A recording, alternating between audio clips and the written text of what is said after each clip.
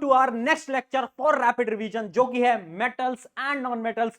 आज 20 से 25 मिनट के अंदर इस पूरे चैप्टर का रिवीजन करेंगे। सारे इंपॉर्टेंट टॉपिक, इंपॉर्टेंट पॉइंट सब कुछ आपको रिवाइज करा दूंगा। तो अगले 20 से 25 मिनट आपको मेरे साथ बने रहना है और एक नोटबुक पेन लेकर आ जाओ, सारी इंपॉर्टेंट चीजों को नोट करते रहना है। चलिए, तो देखो, इस लेक्चर को मैं ऑलरेडी डिटेल में पढ़ा चुका हूं, इस चैप्टर को मैं ऑलरेडी डिटेल में पढ़ा चुका हूं, जो कि हमारे एक वन शॉट वीडियो है, जो कि 1.5 घंटे की है। अब जाकर देखना, आपकी मदद होगी, लिंक मैं डिस्क्रिप्शन में दे दूंगा। बट आज हम रिवीजन कर रहे हैं, तो रिवीजन में स्टार्ट करते हैं। सबसे पहले जानते हैं कि भैया मेटल नॉन मेटल होते क्या है। तो देखना, सबसे पहले 4 प्रकार की चीजें होती हैं। एक होता है मेटल। मेटल क्या होता है? जो कि इलेक्ट्रॉन्स को देता है। याद रखना, मेटल्स वो होते हैं जिनकी आउटर मोस्ट शेल के अंदर या तो 1 इलेक्ट्रॉन होगा, या तो आपके 2 इलेक्ट्रॉन होंगे, या तो आपके 3 इलेक्ट्रॉन होंगे। जबकि नॉन मेटल वो हैं जिनकी आउटर मोस्ट शेल के अंदर या तो 5 इलेक्ट्रॉन होंगे, या तो आपके 6 होंगे, या तो आपके 7 होंगे।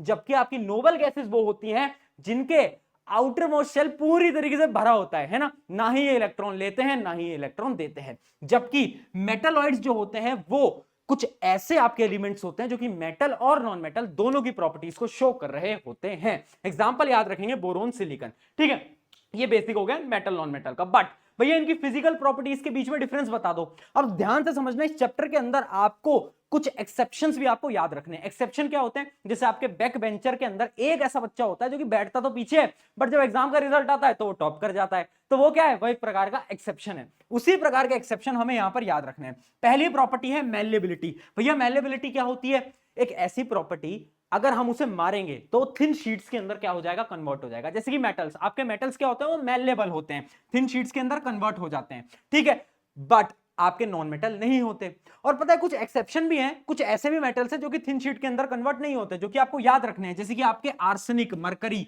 ये बहुत इंपॉर्टेंट है। मरकरी जो होता है आपको लिक्विड स्टेट के अंदर होता है, रूम टेम्परेचर पे। आगे बात करते हैं डक्टिलिटी। डक्टिलिटी क्या होती है बेटा? एक ऐसी एबिलिटी, अगर हम एक मेटल को वायर की फॉर्म में, थिन वायर की फॉर्म में कन्वर्ट कर दे तो हम बोलेंगे ओहो तू तो डक्टाइल है। ठीक है, तो मेटल्स जो होते हैं वो डक्टाइल होते हैं, बट नॉन मेटल्स डक्टाइल भैया नहीं होते, वायर्स में कन्वर्ट नहीं कर सकते। आगे बात करते हैं हार्डनेस की। तो देखो, जो आपके मेटल्स होते हैं बहुत ज्यादा टफ होते हैं, बहुत ज्यादा हार्ड होते हैं। आपको पता ही है आयरन बहुत ज्यादा हार्ड होता है, बट यहां पर भी एक्सेप्शन है। एक्सेप्शन है सोडियम पोटेशियम। सोडियम पोटेशियम कुछ ऐसे एलिमेंट्स हैं जिनको आप नाइफ से भी काट सकते हो। हाँ भाई, चाकू से भी काट सकते हो। क्वेश्चन आ सकता है कौन से ऐसे मेटल्स हैं जो कि नाइफ से काट सकते हैं? सोडियम और पोटेशियम। जबकि जो आपके नॉन मेटल्स होते हैं वो बहुत ज्यादा क्या होते हैं? टफ होते, बहुत ज्यादा मतलब आपके हार्ड नहीं होते हैं ना, बहुत ज्यादा सॉफ्ट होते हैं। बट एक एक्सेप्शन यहां पर भी है, जो कि है आपका डायमंड। डायमंड जो होता है एक प्रकार का नॉन मेटल और बहुत ज्यादा टफ होता है। आगे बात करते हैं सोनोरिटी। सोनोरिटी एक ऐसी प्रॉपर्टी है, जैसे कि आपने सुना आपकी घंटी लगी होगी स्कूल के अंदर, उसमें टंग टंग टंग टंग आवाज आती है। वो जो बेल साउंड होता है, रिंगिंग साउंड होता है, उसी प्रॉपर्टी को हम बोलते हैं सोनोरिटी। तो जब भी हम एक मेटल को मारेंगे उसमें साउंड आएगा, बट नॉन मेटल में से वो साउंड नहीं आता। याद रखना, मेटल्स में एक एक्सेप्शन है जो कि है मरकरी। आगे बात करते हैं अपनी लस्टर। लस्ट्रस एक ऐसी प्रॉपर्टी है जिसको हम बोलते हैं शाइनी। कुछ मेटल्स बहुत ज्यादा चमकते हैं, आपने देखा होगा, जबकि नॉन मेटल्स उतने ज्यादा नहीं चमकते। ठीक है, तो मेटल्स जो होते हैं वो लस्ट्रस होते हैं, बट आपके नॉन मेटल्स नहीं होते। बट यहां पर भी एक्सेप्शन आपको याद रखना है, कुछ नॉन मेटल्स भी लस्ट्रस होते हैं, जिनका एक एग्जांपल है आपका आयोडीन, और एक और एग्जांपल आपको याद रखना है जो कि है ग्रेफाइट। ठीक है, आगे बात करते हैं हमारी क्या अगली प्रॉपर्टी है हमारी मेल्टिंग और बॉइलिंग पॉइंट। जो आपके मेटल्स होते हैं उनके हाई मेल्टिंग बॉइलिंग पॉइंट होते हैं, जबकि आपके जो नॉन मेटल्स हैं उनके कम होते हैं। यहां पर भी आपको क्या करना है? एक्सेप्शन याद रखना है, जो कि है आपका गैलियम और आपका सीजियम। गैलियम, सीजियम ऐसे आपके मेटल्स हैं जिनके लो बॉइलिंग मेल्टिंग पॉइंट हो रहे होते हैं। मतलब आप अगर इन्हें रूम टेम्परेचर पर भी रख दोगे ना तो भी ये पिघल जाएंगे, इतने ज्यादा ये लो इनका मेल्टिंग पॉइंट होता है। ठीक है, यहां तक समझ आ गया। अगली प्रॉपर्टी की बात करते हैं, इलेक्ट्रिकल कंडक्टिविटी। अब कुछ मेटल्स, भारत का सबसे बड़ा स्कॉलरशिप एग्जामिनेशन पीडब्ल्यू एनसैट 250। कुछ मेटल्स, ऑलमोस्ट सारे मेटल्स बहुत ज्यादा इलेक्ट्रिसिटी को कंडक्ट करते हैं, जबकि आपके नॉन मेटल्स बिजली को कंडक्ट नहीं करते। इस बात को आपको याद रखना है। ठीक है, बट एक्सेप्शन याद रखना, जो कि आपका मरकरी लेड, जो कि आपकी इलेक्ट्रिसिटी को कंडक्ट नहीं करते। ठीक है, और यहां पर भी एक्सेप्शन याद रखना, जो कि ग्रेफाइट। ग्रेफाइट एक इस प्रकार का नॉन मेटल है जो कि बिजली को कंडक्ट करता है। उसके अलावा आ जाती है आपकी क्या? Heat conductivity. Similarly heat conductivity में भी आपका सेम ही एक्सेप्शन है, जो कि है ग्रेफाइट।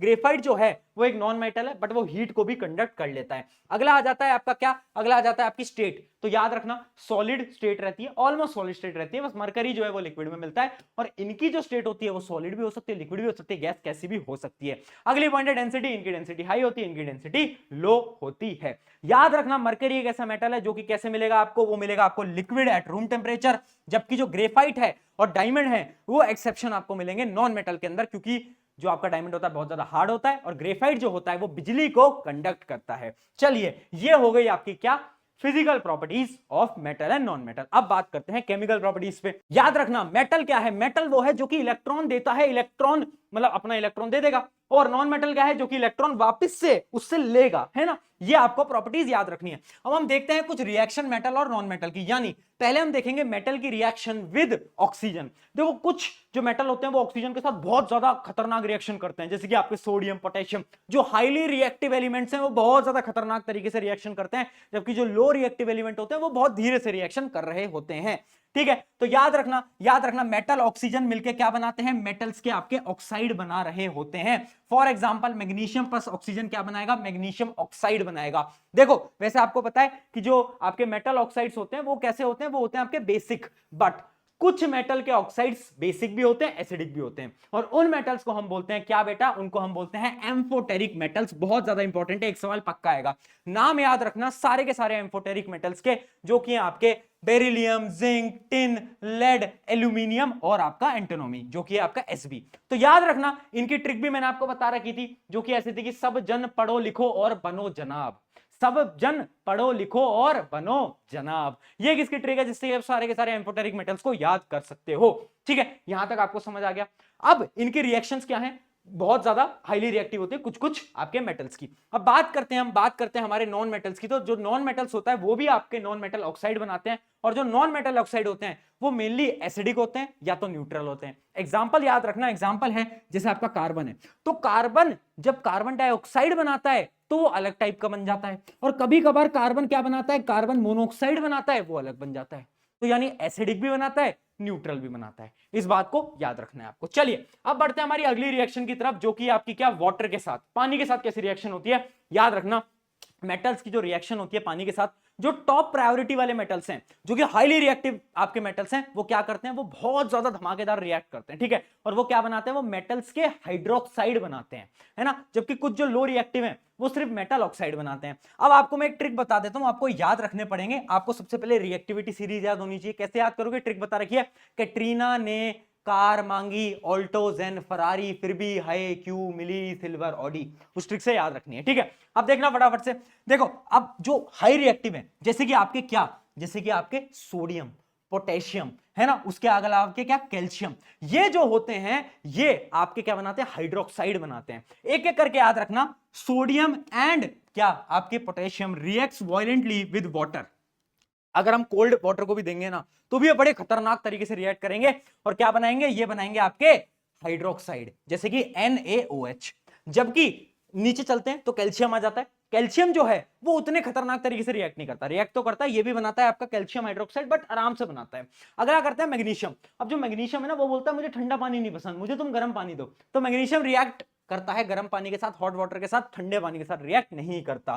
ठीक है, हॉट वाटर के साथ रिएक्ट करता है, और वो क्या बनाता है, वो भी आपका मैग्नीशियम हाइड्रोक्साइड बना देता है। अब आ जाते हैं हमारे और नीचे के एलिमेंट्स, जैसे कि आपके क्या, एल्यूमिनियम, आयरन, जिंक। अब ये जो एलिमेंट्स हैं ये बोलते हैं कि भैया हम तो ना स्टीम के साथ रिएक्ट करेंगे, यानी हम गर्म पानी के साथ भी रिएक्ट नहीं करेंगे, हमें जब तुम स्टीम दोगे तब ही हम रिएक्ट कर रहे होंगे।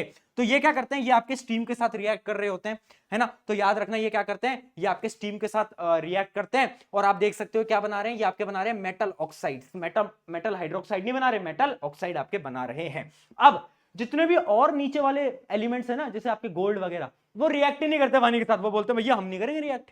तो आपके जो गोल्ड वगैरह होते हैं वो रिएक्ट नहीं करते पानी के साथ।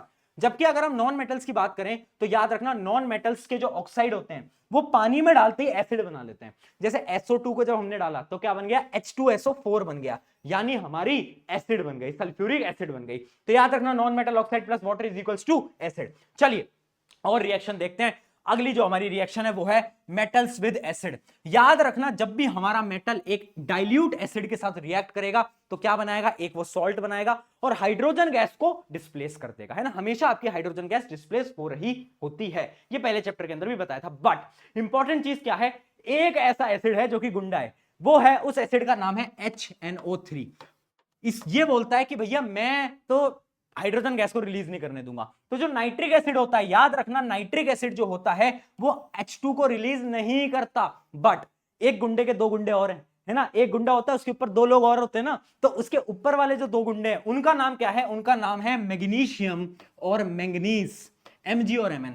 जब भी HNO3 मैग्नीज या फिर मैग्नीशियम के साथ रिएक्शन करता है ना, तब तो ये हाइड्रोजन इसे देना पड़ता है ना, तब इसे हाइड्रोजन देना पड़ता है। और उनकी रिएक्शन भी मैंने आपको यहां पर लिख दिया, Mg और Mn की HNO3 के साथ जब भी रिएक्शन होती है तो क्या होता है, H2 गैस रिलीज होती है। बट तुम्हारे मन में सवाल हो रहा होगा कि बाकी मेटल्स के साथ क्यों नहीं हाइड्रोजन गैस रिलीज होती, क्योंकि याद रखना HNO3 is high oxidising agent, तो वो ऑक्सीडाइज कर देता है और वो हाइड्रोजन गैस की जगह ऑक्सीजन जोड़ देता है और पानी को रिलीज कर देता है। तो याद रखना HNO3 क्या होता है, HNO3 आपका ऑक्सीडाइजिंग एजेंट होता है, बहुत हाई ऑक्सीडाइजिंग एजेंट होता है। ठीक है, अब हम बात करते हैं एक्वा रीजिया की, बहुत इंपॉर्टेंट है, स्टार मार्क कर लेना। एक्वा रीजिया क्या होता है, एक ऐसा सोल्यूशन जो कि बहुत ज्यादा कोरोसिव है।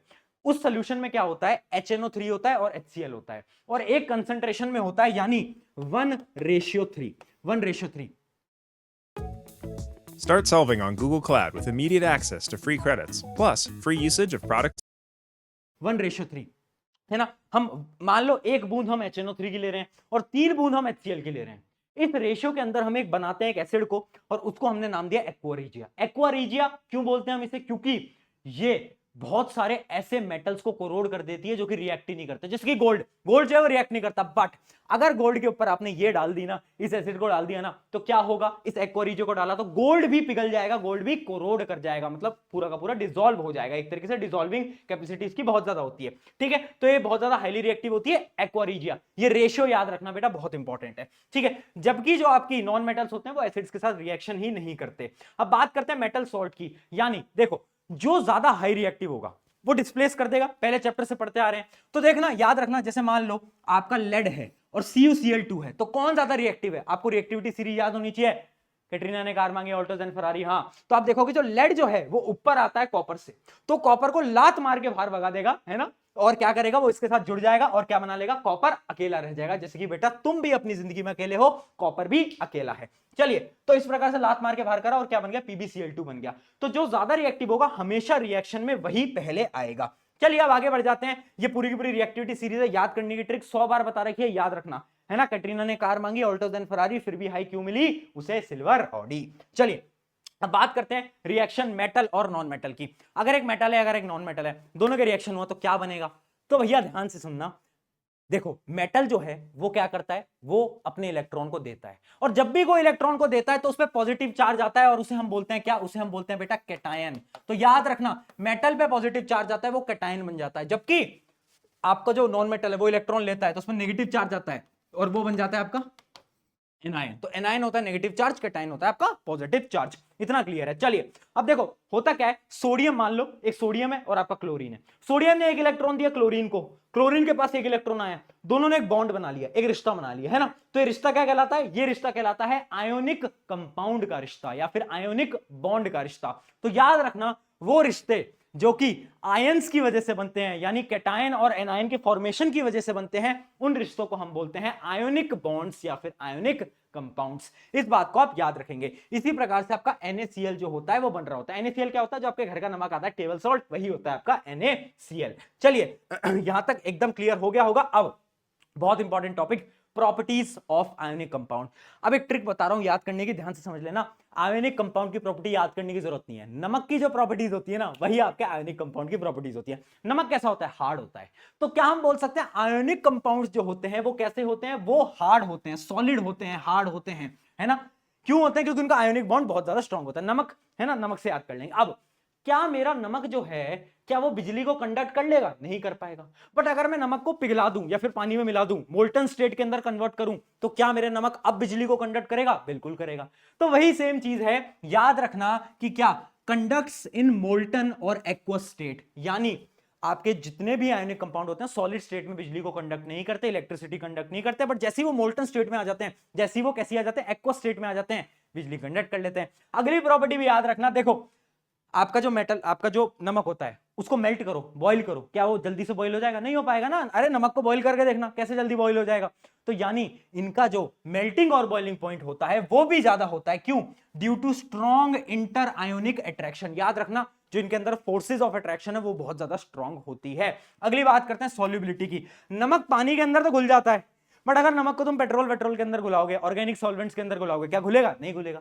तो ऐसे ही याद रखेंगे कि जितने भी आयनिक कंपाउंड होते हैं वो पानी में तो मिल जाते हैं, बट इनसॉल्युबल इन आपके जितने भी ऑर्गेनिक सब्सटेंसेस हैं, लाइक क्या, केरोसिन, पेट्रोल, इन सब के अंदर इनसॉल्युबल होता है। तो नमक की प्रॉपर्टीज से चारों प्रॉपर्टीज को हमने याद कर लिया। चलिए अब आ जाता है हमारा सबसे इंपॉर्टेंट टॉपिक इस चैप्टर का, जो कि है बेटा मेटलर्जी। मेटलर्जी क्या होता है, ध्यान से सुनना, बड़ा इंपॉर्टेंट है। देखो, मेटलर्जी एक तरीके की ब्रांच है जो कि पढ़ती है किसके बारे में? मेटल्स के एक्सट्रैक्शन के बारे में, है ना। हमारे मेटल का है अर्थ क्रस्ट के अंदर, हमें अब मेटल को बाहर निकालना है। कैसे निकालेंगे? कुछ कुछ पॉइंट्स आपको याद रखने हैं। पहली चीज मिनरल। मिनरल क्या होती है? मिनरल, मान लो हमने जमीन में गड्ढा करा, हमें कुछ चीज मिली, वो क्या कहलाएगा? वो हमारे लिए कहलाएगा मिनरल, यानी naturally occurring element compound in earth crust is called mineral. अब एक बहुत बड़ा मिनरल था, उसके अंदर एक छोटा सा पार्ट था जिसके अंदर बहुत सारा मेटल था, तो उस छोटे से पार्ट को हम क्या बोलेंगे? उस छोटे से पार्ट को हम बोलेंगे ओर। यानी ओर क्या है? Ore is a mineral from which metal can be extracted economically and conventionally. मतलब बहुत आराम से और हम बहुत अच्छे पैसे भी कमा सकते हैं ना, क्योंकि ओर हमने बनाया, और छोटा सा है और उसके अंदर मेटल बहुत ज्यादा है, तो उसमें हम मेटल को बाहर निकालेंगे तो उस मेटल को बेचेंगे तो पैसे भी कमा पाएंगे, तो इकोनॉमी के लिए बहुत ज्यादा सही रहता है। अगली बात करते हैं क्या? गैंग पार्टिकल्स, यानी ये होती हैं इंप्योरिटीज। अब और है, उसके अंदर मेटल है, साथ साथ में इंप्योरिटीज भी हैं, तो उनको हम क्या बोलते हैं? Gang particles. अगली बात करते हैं इनरिचमेंट ऑफ ओर या फिर कंसंट्रेशन ऑफ ओर। ये क्या होता है? Process of removing gang particles. यानी Do you like spending 3 long hours on an old English test? Why? Particles यानी और है, उसमें से कुछ कुछ प्रोसेसेस की मदद से हम इंप्योरिटीज को निकालते हैं, और उन प्रोसेसेस को हम बोलते हैं क्या? इनरिचमेंट ऑफ ओर या फिर कंसंट्रेशन ऑफ ओर। चलिए अब मैं आपको दिखाने जा रहा हूं एक बड़ी ही इंपॉर्टेंट यहां पर टेबल, बट उससे पहले मिनरल और ओर का डिफरेंस बेटा याद रखना। देखो, मिनरल क्या होता है? मिनरल नेचुरली जो आपके अर्थ में मिलता है, और ओर क्या होता है? Ore is a type of mineral जिसके अंदर बहुत सारा क्या है? एलिमेंट आपके प्रेजेंट है। इस बात को याद रखना, ठीक है। ये क्या है? All minerals are not ores but all ores are mineral. Example याद रखना, बहुत सारे एग्जांपल है मिनरल के, क्ले, मार्बल वगैरह वगैरह, बट आपके और क्या होते हैं? बॉक्साइट का और हेमेटाइट का और अलग चीज है बेटा, याद रखेंगे। अब बात करते हैं हमारी इस टेबल के बारे में, बड़ी इंपॉर्टेंट टेबल है, फटाफट से देखो। ये जो टेबल है ये आपके बड़ा काम आने वाली है बेटा, ध्यान से देखते चलना। देखो, अब हम बात करते हैं, हमें मेटल को एक्सट्रैक्ट करना है। 3 टाइप के मेटल होते हैं। पहला आपका मेटल होता है कौन सा? जो कि हाई रिएक्टिव होता है। एक होता है जो कि मिड रिएक्टिव होता है। एक होता है आपका लो रिएक्टिव होता है। भैया लो कौन सा, मिड कौन सा, हाई कौन सा, हमें कैसे पता? अरे मूर्ख बालक, दिखा देता हूं, टेंशन क्यों लेता है। हाई रिएक्टिव कौन सा है? जैसे आपके सोडियम, पोटेशियम, कैल्शियम, मैग्नीशियम वगैरह वगैरह। जबकि आपके mid reactive zinc, iron, lead, ये सब। Low reactive copper, silver, gold, ये सब, ठीक है। इन तीनों की जो तरीके हैं वो अलग हैं। पहले हम स्टार्ट करते हैं लो रिएक्टिव के साथ, ठीक है। लो रिएक्टिव के साथ हमें क्या करना होता है? जितने भी आपके जो लो रिएक्टिव एलिमेंट होते हैं ना, वो नेचर के अंदर सल्फर के साथ जुड़े होते हैं, यानी इनका जो ओर होता है वो सल्फाइड ओर होता है। और अगर मुझे सल्फर को लात मार के बाहर निकालना है तो मेरे पास एक प्रोसेस होता है, उस प्रोसेस का नाम याद रखना, जो कि होता है रोस्टिंग। बेटा ये वो रोस्टिंग नहीं है जो कि मैं तुम्हारी क्लास में करता रहता हूं। ये कौन सी रोस्टिंग है? इसके अंदर हम क्या करेंगे? हीट करेंगे in the presence of oxygen. We will heat the ore in the presence of oxygen, बस और कुछ नहीं, ठीक है। तो हम क्या करते हैं? इसके अंदर हम रोस्टिंग करते हैं, फिर हम क्या करते हैं? एक दो रिएक्शंस के बाद उस मेटल को हम क्या कर लेते हैं? रिफाइन कर लेते हैं। तो ये आपका प्रोसेस होता है लो रिएक्टिव का। इसके एग्जांपल से भी डिस्कस करेंगे। अगला आ जाता है mid reactive. Mid reactive 2 type के ओर में मिलता है, या तो वो आपका सल्फाइड ओर में ही मिलेगा जैसे ये मिलता था, या तो वो आपका कार्बोनेट ओर में भी मिल सकता है, कार्बोनेट के साथ भी एक बॉन्ड बना सकता है। तो सल्फाइड का तो सेम ही प्रोसेस है, हमें याद है। क्या करेंगे हम? रोस्टिंग कर देंगे, आग लगा देंगे, आग लगा देंगे, आग लगा देंगे in the presence of oxygen. जबकि कार्बोनेट में हम क्या करते हैं? कैल्सिनेशन करते हैं। कैल्सिनेशन क्या होता है? हीट ही करेंगे बट ऑक्सीजन नहीं देंगे भैया को। हम बोलेंगे ओहो ऑक्सीजन जी चले जाओ यहां से, इसमें हम ऑक्सीजन नहीं देंगे, याद रखना। रोस्टिंग में ऑक्सीजन है, कैल्सिनेशन में आपका ऑक्सीजन नहीं है। उसके बाद हम क्या करेंगे? रिडक्शन करेंगे, इसका रिडक्शन करेंगे, दोनों ही प्रोसेस से जो मेटल आएगा उसका रिडक्शन करेंगे और फिर हम इसकी रिफाइनिंग कर लेंगे। जबकि जो आपके हाई रिएक्टिव होते हैं उनमें हम क्या करते हैं, उनका एक ही प्रोसेस होता है जो कि होता है इलेक्ट्रोलाइसिस। इसके बारे में आखिरी में अभी हम बात करेंगे। चलिए अब एक टेबल दिखाता हूं, ये सारी रिएक्शन इंपॉर्टेंट है, यहां से एक सवाल पक्का है, 4 से 5 नंबर तुम्हारे तय हो जाएंगे अगले 10 मिनट के अंदर। देखते चलो। देखो पहली बात हम करते हैं क्या, लो रिएक्टिव। लो रिएक्टिव में हमारा सबसे बड़ा एग्जांपल है Hg यानी मरकरी। मरकरी का जो सल्फाइड हो रहा है उसका नाम याद रखना, उसका नाम होता है क्या बेटा, सिनाबार। क्या होता है, सिनाबार। ये जो आप HgS देख पा रहे हो ये क्या है आपका, एक प्रकार का सिनाबार। ठीक है, अब देखो इसमें हम क्या करते हैं, सबसे पहले मैंने आपको बताया रोस्टिंग करेंगे। रोस्टिंग में क्या होगा, हीट करेंगे in the presence of oxygen. तो ऑक्सीजन दे दी हमने, बहुत सारा हीट करा तो क्या बन गया, HgO बन गया। अब हमने क्या करा, इसे और ज्यादा हीट करा या फिर इसी के साथ हमने रिएक्ट कराया तो आपका जो मरकरी है वो अलग से बाहर आ जाता है। एक और एग्जांपल ले लेते हैं आपके, क्या आपका एग्जांपल हम लेते हैं कॉपर का। कॉपर सल्फाइड है, इसको हमने ऑक्सीजन की प्रेजेंस में हीट करा, क्या बनाया, कॉपर ऑक्साइड। फिर हमने कॉपर ऑक्साइड का रिएक्शन कराया कॉपर सल्फाइड के साथ, तो क्या जो आपका अकेला कॉपर है वो बाहर आ गया। ठीक है, ये थे आपके लो रिएक्टिव। अब अगर हम मिड रिएक्टिव की बात करें, उनमें क्या प्रोसेस था, या तो सल्फाइड या तो कार्बोनेट। तो एक एक के एग्जांपल दे लेते हैं। देखो सबसे पहले हम देखते हैं, अगर आपका जिंक है, जिंक सल्फाइड, हम क्या करेंगे बेटा, रोस्टिंग करेंगे इसकी। कैसे, ऑक्सीजन की प्रेजेंस में हीट कर देंगे। अगर जिंक कार्बोनेट है, जिंक कार्बोनेट के साथ क्या करेंगे, इसके साथ हम कैल्सिनेशन करेंगे, यानी इसको हम हीट तो करेंगे बट ऑक्सीजन नहीं देंगे भैया। जैसे हीट करेंगे तो जिंक ऑक्साइड अलग हो जाएगा, कार्बन डाइऑक्साइड अलग हो जाएगा। अब याद रखना अगला प्रोसेस होता है रिडक्शन। मिड रिएक्टिव वालों में रिडक्शन होता है ना, रिडक्शन क्या होता है, ऑक्सीजन का छीनना। तो हम क्या करेंगे, रिडक्शन हम इसका कार्बन की मदद से रिडक्शन करा देंगे, तो Zn अलग हो जाएगा और कॉपर मोनोऑक्साइड अलग हो जाएगा। ये बड़ा इंपॉर्टेंट है बेटा, याद रखना। ठीक है, इसके अलावा इसका एक और एग्जांपल है जो कि पेपर में हर बार पूछा गया है, वो है आपकी थर्माइट रिएक्शन। थर्माइट रिएक्शन क्या होती है, बेसिकली हम आयरन का ऑक्साइड ले रहे हैं। ठीक है, आयरन के ऑक्साइड में एल्यूमिनियम की मदद से रिडक्शन करा रहे हैं। देखो एल्यूमिनियम की मदद से क्या कर रहे हैं, रिडक्शन कर रहे हैं। आयरन हमें बाहर निकालना था, एल्यूमिनियम ने ऑक्सीजन के साथ रिश्ता बना लिया और वो एल्यूमिनियम ऑक्साइड बन गया। अब ये इंपॉर्टेंट क्यों है, क्योंकि ये जो रिएक्शन होती है थर्माइट रिएक्शन, ये रिएक्शन याद रखना, जब भी रेलवे ट्रैक्स जोड़े जाते हैं, जॉइनिंग ऑफ रेलवे ट्रैक्स होता है, तो हम थर्माइट रिएक्शन की मदद से ही आयरन को क्या करते हैं, जोड़ते हैं, है ना, लिक्विड आयरन बनाता है। और इसके अंदर जो हीट एनर्जी है वो बहुत ज्यादा हाई होती है। तो याद रखना, डायरेक्टली सवाल आएगा, रेलवे ट्रैक्स बनाने के लिए कौन सी रिएक्शन यूज होती है और वो रिएक्शन बताओ। थर्माइट रिएक्शन इस प्रकार से। अब आ जाते हैं हमारे high reactive. High reactive element करते हैं आपके इलेक्ट्रोलाइटिक रिडक्शन। क्या होता है, एक डायग्राम की मदद से जल्दी से फटाफट से समझ लेते हैं। इलेक्ट्रोलाइटिक रिडक्शन आप देख सकते हो, देखो यहां पर, तो इसमें हम क्या करेंगे, मोल्टन NaCl लेंगे। मोल्टन, एक्वस नहीं है बेटा, मोल्टन NaCl लिया, एक एनोड डाली, एक कैथोड डाली, बिजली को पास करा। अब क्या होगा, जो आपकी Cl है, Cl गैस तो आपके एनोड पे आ जाएगी, और जो आपका Na है, जो मेटल है, वो मेटल कहां जाएगा, कैथोड पे आ जाएगा, और इसकी मदद से हमें प्योर सोडियम मिल जाएगा, प्योर Na मिल जाएगा। तो डायग्राम याद रखना, इसको हम बोलते हैं इलेक्ट्रोलाइटिक रिडक्शन। अब बात करते हैं रिफाइनिंग।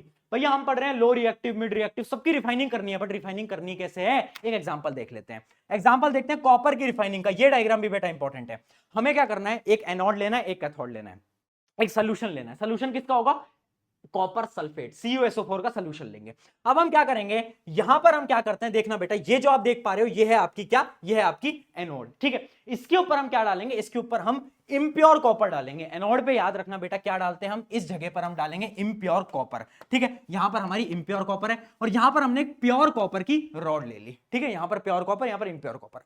अब क्या होगा, जैसे आप बिजली को पास करोगे तो जितना भी प्योर कॉपर है वो यहां से निकल के यहां पर जुड़ता जाएगा, और ये जो है आपका कैथोड, ये मोटा होता जाएगा, और ये जो है ये पतला होता जाएगा। तो जितना भी आपका प्योर कॉपर है वो जुड़ता जाएगा। अब आप बोलोगे भैया इंप्योरिटीज का क्या हुआ, तो जितनी भी इंप्योरिटीज है वो यहां पर नीचे आके बैठती जाएंगी, नीचे सेटल होती जाएंगी, और उसको हम बोलते हैं क्या, उसको हम बोलते हैं एनोड मड। क्या बोलते हैं बेटा, एनोड मड, यहां पर लिखा भी हुआ है। ठीक है, तो याद रखना, सवाल आएगा डायरेक्टली कि आपके इलेक्ट्रोलाइटिक रिफाइनिंग के अंदर कैथोड पे क्या बनता है, तो याद रखना कैथोड पे आपका प्योर एलिमेंट बनता है, यहां पर आपका इंप्योर होता है ना। और एनोड मड पे क्या होता है, एनोड मड पे आपकी जितनी भी इंप्योरिटीज हैं वो नीचे आके गिरती जाती हैं। तो ये पूरा का पूरा एग्जांपल याद रखना, सोल्यूशन का नाम याद रखना जो कि आपका कॉपर सल्फेट, और ये होता है आपका इलेक्ट्रोलाइटिक रिफाइनिंग। पक्का है कि एक सवाल इलेक्ट्रोलाइटिक रिफाइनिंग पे आना तय है, मतलब तय है, गारंटीड है। Boost your mobile game's revenue with rewarded ads. Unlike regular ads, rewarded ads are a part of the game. तय है, गारंटीड है। ठीक है, तो ये हो गया आपका पूरा का पूरा। आई होप आपको यहां पर समझ में आ गया होगा। अब एक चीज याद रखना, रोस्टिंग और कैल्सिनेशन पे डिफरेंस आपको हमेशा याद रखना है। रोस्टिंग क्या है, heating in the presence of oxygen. Calcination क्या है, heating in not presence of oxygen, जहां पर ऑक्सीजन नहीं देंगे हम। उसके बाद याद रखना, रोस्टिंग किसके लिए करते हैं, सल्फाइड ओर के लिए। ये किसके लिए करते हैं, ये हम कार्बोनेट ओर्स के लिए कर रहे होते हैं। एक एक एग्जांपल लिख सकते हो। उसके अलावा इसके अंदर कौन सी गैस रिलीज होती है, SO2 जो कि एक टॉक्सिक गैस है, और यहां पर कौन सी होती है कैल्सिनेशन में, कार्बन डाइऑक्साइड जो कि एक नॉन टॉक्सिक गैस आपकी है।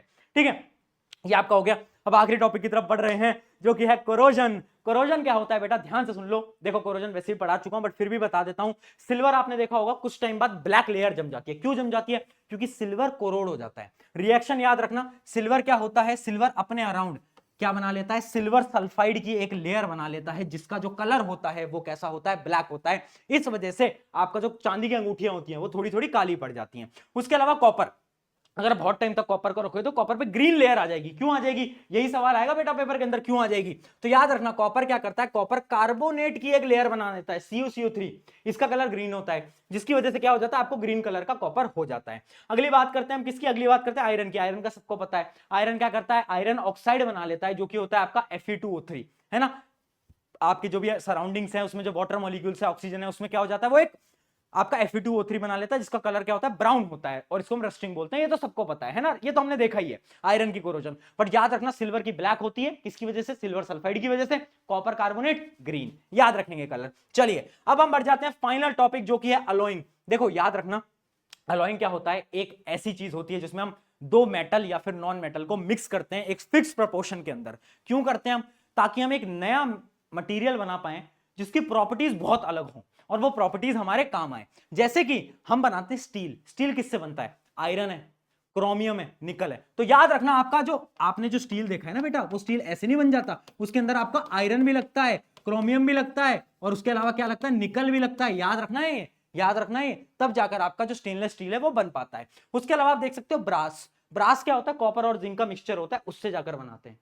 इनसे क्या हो रहा है, प्रॉपर्टीज बदल जा रही हैं। जैसे स्टील बनाया तो स्टील की प्रॉपर्टी क्या है, टफ होता है स्टील, तो कैसे बना पाया, जब हमने तीन मेटल्स को जोड़ा। उसके अलावा आप देख सकते हो सोल्डर, सोल्डर क्या होता है, याद रखना सोल्डर जो होता है वायर के जोड़ने में काम आता है, दो वायर को जोड़ने में काम आता है सोल्डर, और वो कैसे बनता है, आपके लेड और टिन से बन रहा होता है। ठीक है, ये आपके लेड और टिन से बनता है। इसकी प्रॉपर्टी क्या है, इसका मेल्टिंग पॉइंट बहुत कम होता है, जल्दी से पिघल जाता है ना, तो इसलिए हम इसको दो वायर को जोड़ने में काम लेते हैं। ठीक है, ये थे आपके अलॉइंग। अब एक चीज याद रखना जो कि है गैल्वेनाइजेशन। देखो गैल्वेनाइजेशन क्या होता है, बेसिकली हमें अगर किसी भी मेटल को प्रिवेंट करना है तो उसके ऊपर हम जिंक की एक कोटिंग कर देंगे, जिंक की कोटिंग कर देंगे। क्यों, क्योंकि जिंक जो है वो हाई रिएक्टिव है, तो मेटल कोरोड नहीं होगा अंदर वाला, बाहर वाली लेयर है ना। मान लो तुम्हारे घर के बाहर Z+ सिक्योरिटी है, तो पहले Z+ सिक्योरिटी पे गोली बारूद पड़ेंगे, फिर जाके तुम्हारे पास ऊपर आएंगे, है ना। इस वजह से गैल्वेनाइजेशन के ऊपर हम क्या करते हैं, जिंक की एक कोटिंग लगा देते हैं किसी भी मेटल के ऊपर, और उस मेटल को हम प्रोटेक्ट कर लेते हैं, किससे, कोरोजन से। तो ये था आपका पूरा का पूरा चैप्टर। मुझे पता है बहुत बड़ा था, बट 10th को फोड़ेंगे, इतनी मेहनत कर रहा हूं, तुम भी इतनी मेहनत से पढ़ाई करो और फटाफट से इन क्वेश्चंस का आंसर तुम्हें देना है कमेंट के अंदर। अभी पहला क्वेश्चन है, फटाफट से स्क्रीनशॉट ले लो, आंसर दो, और दूसरा क्वेश्चन है आपका ये, जल्दी से देंगे। और शुक्रिया एवरीवन, मेरा नाम है प्रशांत, मिलते हैं नेक्स्ट रैपिड रिवीजन के लेक्चर के अंदर, टेक केयर।